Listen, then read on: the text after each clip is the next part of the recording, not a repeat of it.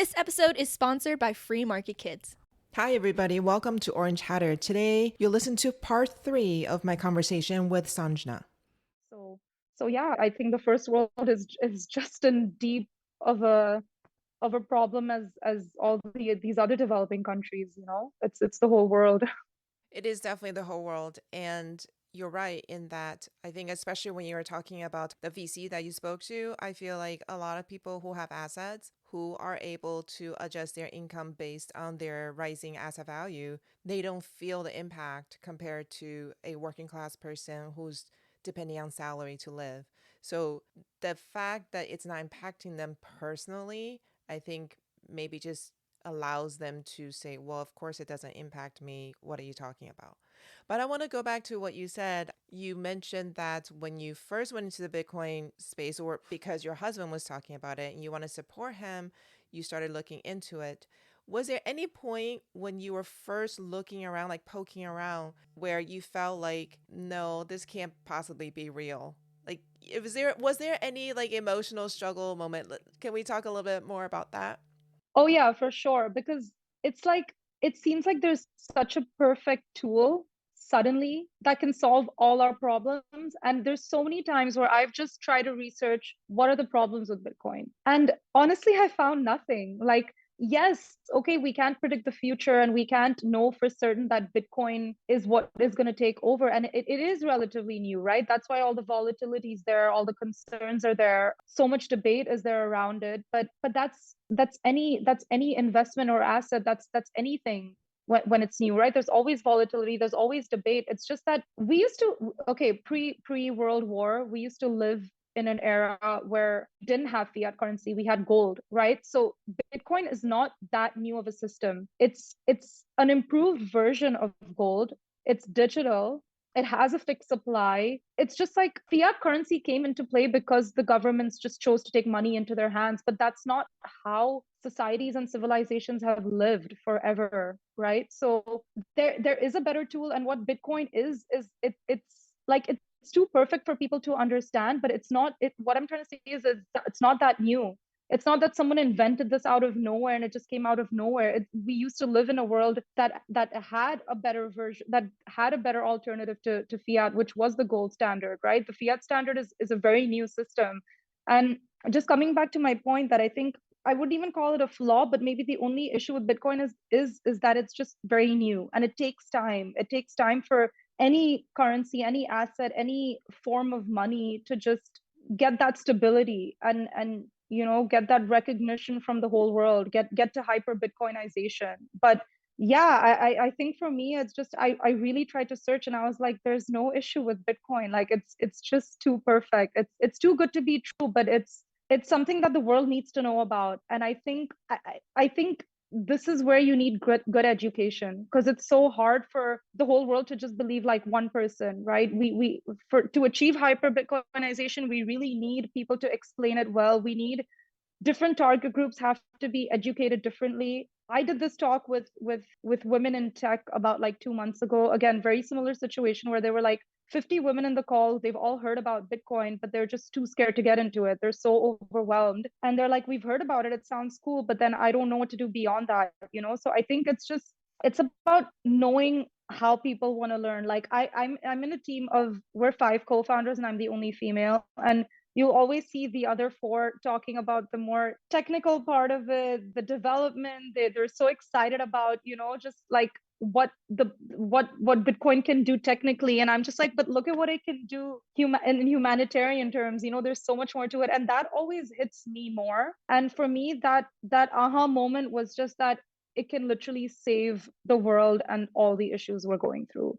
And maybe we're too early, maybe it's not perfect, people will always find flaws, but you can't I think the media tries to find flaws when these flaws don't exist. Like they say it's not environmentally friendly. Yes, it is. It's just the media puts up such a negative image, you know. So when you really like I don't want to get into the whole environmental part. Like you can see the classes, you can search online, but it's way more environmentally friendly than the way fiat currencies are made and printed and how much electricity they use, you know. So It's just that when you have that 5% of like interest, you get completely into it and you're like, okay, there's no flaws in the system. Whatever flaws you're seeing is just the media putting up stuff that is inaccurate, and you can't always rebuttal this stuff. But if you truly know and understand and want to learn, you'll see that it's almost close to perfect and much better than what we have today, for sure.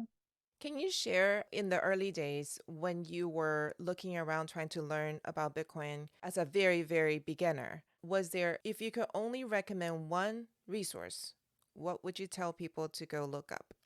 That's a great question, because that's why we actually came up with this idea and we're trying to solve the way Bitcoin education is today. So the five of us, we have the five founders, we have just this common vision that, we want to educate the world on Bitcoin, and the way people are educated on it today is just not good enough. I was searching articles online, I was watching YouTube videos, I even tried to find some online classes. Nothing was good enough because there's no structured curriculum. For such a new person to get into the space, you don't know what to learn first, how to link things together, what to learn next. And we come from this generation where we don't want to spend 10 hours behind our computer and learn about one concept, right? Like, we have access to quick learning. We have access to learning one concept in 2 minutes. You're on the go, you're on the commute, you can quickly just learn about one thing, right? So in all honesty, the best platform for me and the best way I learned about Bitcoin was through Twitter. I do use a lot of social media to learn things because maybe it's a generational thing, but I just feel like Twitter, Instagram sometimes, it really feeds you content that you want. So even if it's financial literacy, there's people out there teaching you how to invest your money through reels on Instagram better than teachers in a university hall, right? Like, it's just the whole shift in learning that's made a big difference. And that's where the idea also hit us. It's like, we don't want people scrolling through social media aimlessly learning about something. Like, why don't we create this app where you can learn about one concept in 2 minutes? You don't need to figure out the curriculum. We've created it for you. We're creating a personalized experience eventually, where if you feel like, okay, I know this stuff, I want to skip it, you can go to the next part. Make it social, right? We live in such a social world. You don't want to, again, sit alone in a room or sit behind your computer and be alone. And people did this in COVID. It's not fun. We live in such an online social world that why not be able to learn socially? So we also included this aspect, and we just thought that compete with people, play games, earn rewards. That's what makes it fun. That's where the instant gratification comes from as well.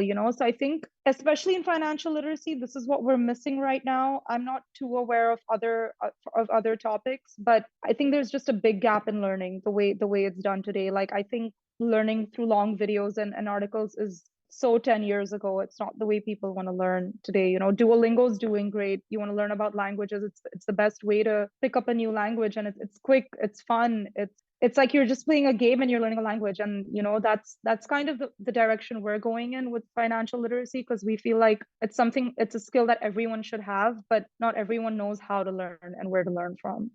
So, how did you meet the other four founders? One of the co-founders is my husband. So we actually met through these Bitcoin conferences and meetups, right? So we met one of the co-founders who's from London, and then he connected us to the two other co-founders who are in Switzerland. And the two co-founders in Switzerland are developers.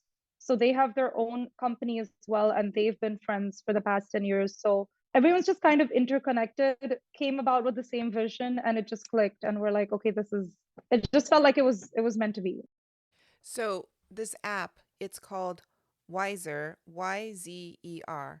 Can you give us a quick overview of what it is and how you came up with the concept?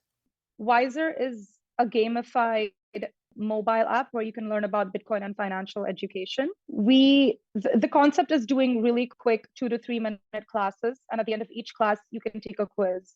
If you get 5 out of 7 correct, chances are you'll find a loot box and you'll be able to earn actual Satoshis. So Satoshis are the smallest denomination of Bitcoin. Now, we're not getting people on this app to get them rich, right? We're just giving them that instant gratification. Even if it's a few sats and it's just a few pennies, it's what gets them back on the app and addicted to the app. And that's where I talk about the social aspect and the gamification aspect. And I think that's how people want to learn, because they want to get rewarded. They want to get that adrenaline rush of coming back and wanting to learn something. So we are a Bitcoin education first app, but we actually have entire modules on Austrian economics and the stock markets and financial literacy, because we think it's important for users to be able to understand the root problem before understanding why Bitcoin is an empowerment tool, right? So you need to learn about the macro issues and know about inflation and interest rates. And Austrian economics is super interesting as well. I hadn't even heard about what it was before, but it's just this whole other school of economics that's completely different to Keynesian economics. And it's all of this that you need to learn to put everything together and understand that, okay, Bitcoin makes a lot of sense. Thanks for joining us today and learning with us today. If the discussion with our guest resonated with you and you would like to dive deeper into the world of Bitcoin, don't miss out on joining the Orange Hatter Women's Reading Club. The meetup link is in the show notes. Also, if there are women in your life whom you think would both enjoy and benefit from learning more about Bitcoin, please share Orange Hatter with them. Until next time, bye!